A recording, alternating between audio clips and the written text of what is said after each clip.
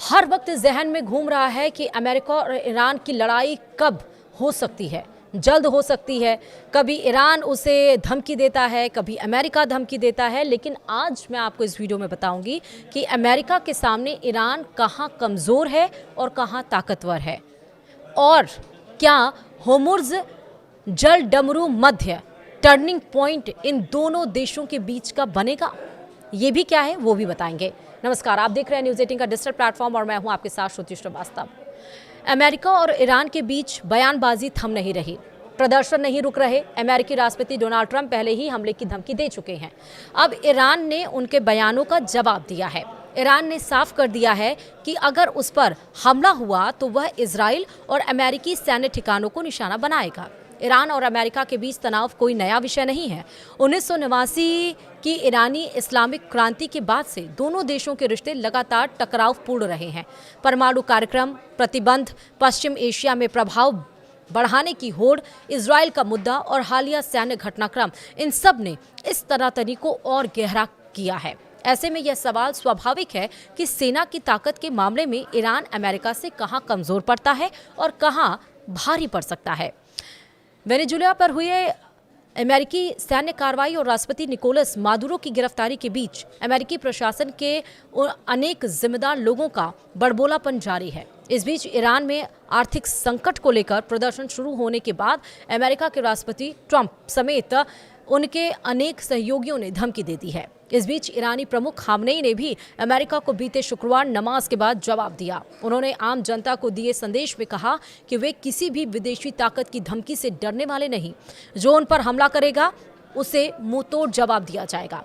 इस बीच Republican senator Lindsey Graham ने fox news को दिए इंटरव्यू में कहा कि वे होते तो ईरानी लीडर को खत्म कर देते। अगर केवल कुल सैन्य ताकत की बात करें तो अमेरिका दुनिया की सबसे शक्तिशाली सेना है। अमेरिका का रक्षा बजट 800 अरब डॉलर से अधिक है, जबकि ईरान का रक्षा बजट लगभग 30 से 40 अरब डॉलर के आसपास माना जाता है। यह अंतर अपने आप में बताता है कि पारंपरिक सैन्य क्षमता यानी कि कन्वेंशनल मिलिट्री पावर में ईरान अमेरिका से कहीं बहुत पीछे है। अमेरिका के पास अत्याधुनिक हथियार, वैश्विक सैन्य अड्डे, सैटेलाइट नेटवर्क और तकनीकी बढ़त है, जो ईरान के पास बिल्कुल नहीं है। संख्या के लिहाज से ईरान कमजोर नहीं है। ईरान के पास लगभग 5 से 6 लाख सक्रिय सैनिक हैं और लाखों की संख्या में रिजर्व फोर्स और अर्धसैनिक बल मौजूद हैं। लेकिन समस्या गुणवत्ता और तकनीकी की है, जबकि अमेरिका के पास थल सेना के एक्टिव सदस्यों की संख्या 5 लाख नहीं है। हालांकि करीब 3.5 लाख आर्मी नेशनल गार्ड और करीब 2 लाख रिजर्व फोर्स भी हैं।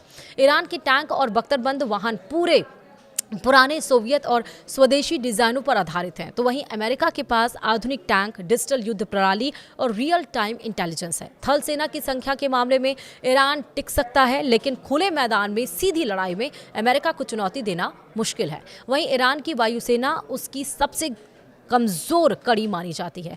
उसके पास F-14, F-4 और मिग जैसे पुराने लड़ाकू विमान हैं, जिनका रखरखाव भी प्रतिबंधों के कारण कठिन है। और इसके विपरीत अमेरिका के पास F-35, F-22 जैसे स्टील्थ फाइटर, ड्रोन, अवॉक्स सिस्टम और सैटेलाइट समर्थित एयर डोमिनेशन है। किसी भी संभावित युद्ध में अमेरिका पहले ईरान की वायु रक्षा और एयरबेस को निशाना बना सकता है, और जिससे ईरान को भारी नुकसान हो सकता है।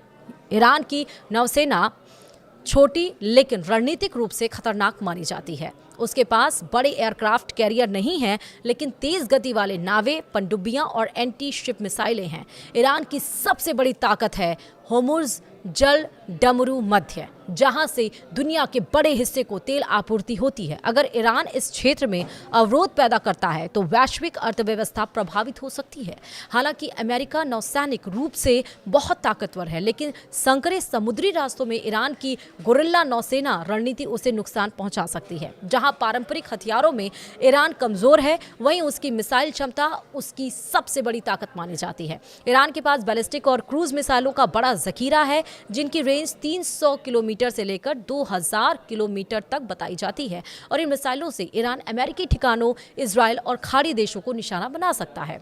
वहीं मिसाइलों के मामले में ईरान अमेरिका के बराबर नहीं, लेकिन क्षेत्रीय स्तर पर गंभीर खतरा जरूर है। वहीं ईरान के पास फिलहाल घोषित परमाणु हथियार नहीं है, लेकिन उसका यूरेनियम संवर्धन कार्यक्रम अमेरिका और उसके सहयोगियों के लिए वर्षों से चिंता का विषय है। अमेरिका को डर है कि ईरान भविष्य में परमाणु हथियार बना सकता है, जबकि ईरान इसे शांतिपूर्ण कार्यक्रम बताता है। यही मुद्दा दोनों देशों के बीच टकराव का सबसे बड़ा कारण बना हुआ है। वहीं अमेरिका का रक्षा बजट 800 अरब डॉलर से अधिक और ईरान का रक्षा बजट 30 से 40 अरब डॉलर के करीब है। वहीं ईरान की सबसे बड़ी रणनीतिक ताकत है उसका प्रॉक्सी नेटवर्क। जी हाँ, लेबनान में हिजबुल्ला, यमन में हूती और इराक और सीरिया में शिया मिलिशिया, इन संगठनों के जरिए ईरान बिना सीधे युद्ध के अमेरिका और उसके सहयोगियों को चुनौती देता है और इस तरह शैडो वॉर में ईरान अपेक्षाकृत अमेरिका से काफ़ी मजबूत स्थिति में है।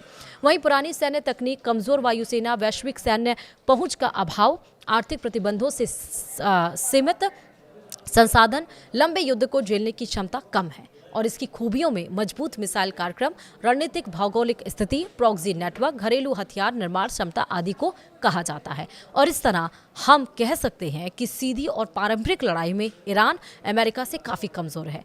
अमेरिका की तकनीकी, वायु शक्ति और वैश्विक पहुंच ईरान पर भारी पड़ती है, लेकिन इसका मतलब यह नहीं कि ईरान निरुपाय है, यानी कि मिसाइल शक्ति, होर्मुज़ जल डमरू मध्य, प्रॉक्सी युद्ध और क्षेत्रीय प्रभाव के जरिए ईरान अमेरिका के लिए गंभीर चुनौती खड़ी कर सकता है। यही वजह है कि दोनों देश सीधे युद्ध से बचते हुए दबाव, प्रतिबंध और परोक्ष संघर्ष का रास्ता अपनाते रहे हैं। मौजूदा हालात में भी पूर्ण युद्ध की संभावना कम, लेकिन तनाव और टकराव बने रहने की आशंका ज़्यादा है। मुझे उम्मीद है कि ये वीडियो आपको इंफॉर्मेटिव लगी हो। वीडियो में बस इतना ही। नमस्कार।